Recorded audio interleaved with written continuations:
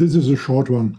I'm testing and comparing the stereo capsules of the Zoom H5 against an old Shure SV100 mic and a Behringer XM8500 mic. And I try a very special denoising trick at the end of the video. It's Sunday, 5 o'clock summertime, early morning, and I'm recording some birds in my garden.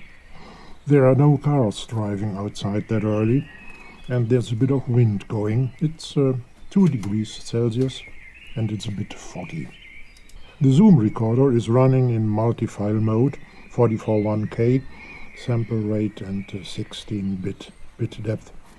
I get 2 mono files and 1 stereo file at the same time this way, so that I can really compare the sound quality, the sensitivity against the wind, and the signal-to-noise ratio with the different microphones. And having 3 parallel wave files will enable me to do a bit of layering and playing around with the different stereo setups later. I recorded everything twice. Let me start it. Once with the gain 9 and once with gain 8, which didn't make a huge difference in the end. Both recordings were fine. The little wind that was going nicely covered the relatively high noise level, which I got with gain 9.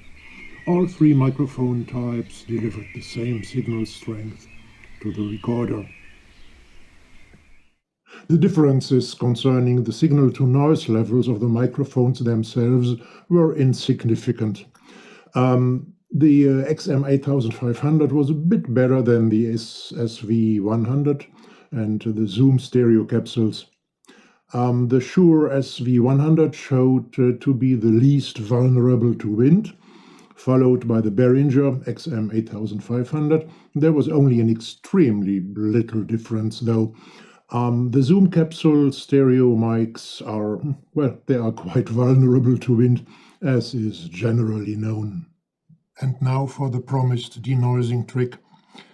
I make a sample of the noise generated by the whole setup itself by recording silence. My recording cabinet serves well here, really. Watch the last video of this series to learn more about it. Then I take the gained sample of the noise.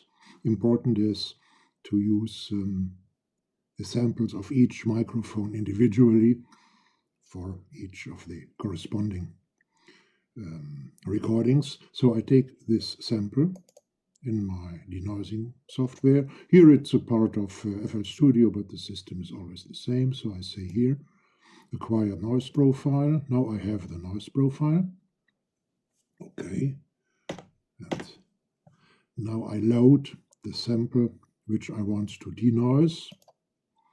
Let me take it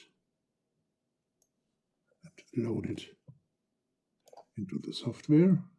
It's a long one. Yeah, okay. And now I say denoise, taking the sample of the pure noise which I have gained before. When I say accept, meaning denoise, and then it runs.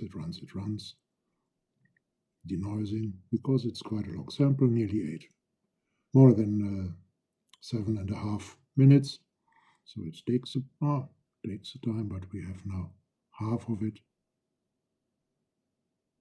Once again, it's important to take noise samples from each of the microphone types individually and denoise each microphone track with the equivalent noise sample. And now it's done, and let's put it on, and now I have the denoised sample. Let's compare before denoising and after denoising now.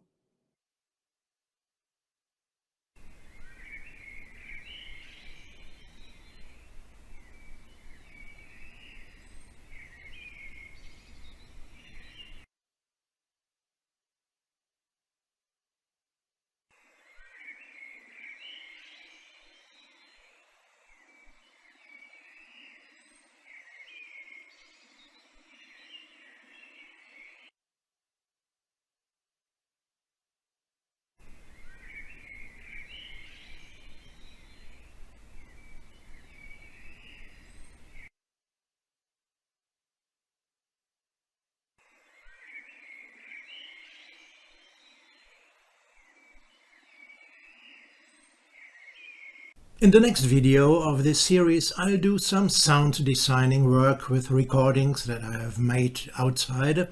Thank you for watching. Don't forget to subscribe, to turn the bell on, to like and so on, and to visit my website. Enjoy your day. Golf.